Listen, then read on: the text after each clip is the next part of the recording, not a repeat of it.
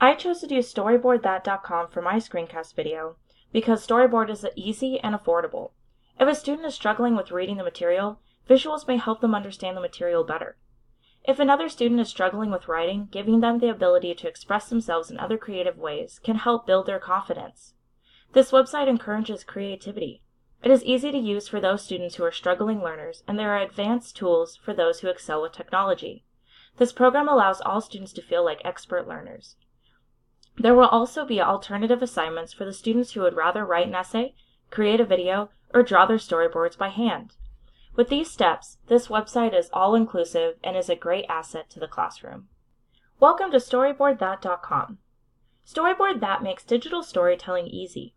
Storyboard That is easy to access and walks you through every step. It even reminds you to save your work. On the home page, click Create a Storyboard located in the bottom left corner of the screen. Next, select either touch or mouse to indicate what kind of technological device you are using. In my case, I'm using a laptop. In the top right corner, hit Log On. Select I have an account and sign in using the info provided for this class.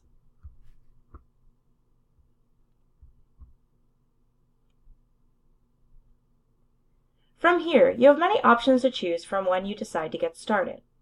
As you know, our class has been reading Frankenstein, or The Modern Prometheus by Mary Wollstonecraft Shelley.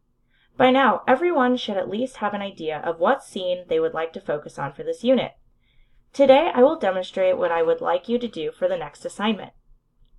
I chose a scene in Chapter 4 of our books in which Victor Frankenstein sees the monster coming to life. Now that I have my scene chosen, I will create a storyboard visual that I would use in my final unit project if I were to do one.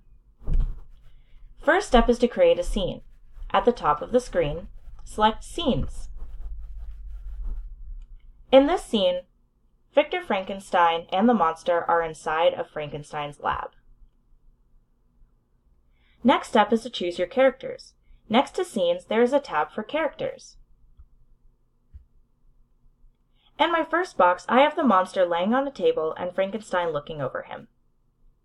If you would like to change the character's appearance, simply click on the character and scroll through the options. You can do the same for the scene. When you click on the characters, you can choose hair color, skin, eyes, shirt, and even edit the pose. For the scene, I can even change the color of the skies outside.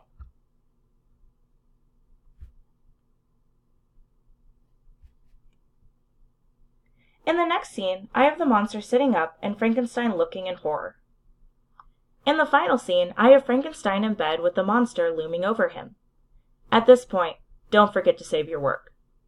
If you would like to change the layout of your storyboard or add and move cells, you can do so by going down to the bottom left corner. Here, you can choose Storyboard Layout,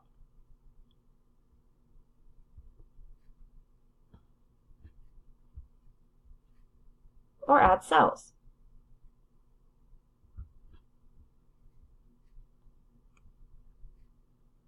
Once you have your characters and scenes created, feel free to insert dialogue from the text if needed. Just go up to the top and next to characters, select Textables and insert a bubble and type.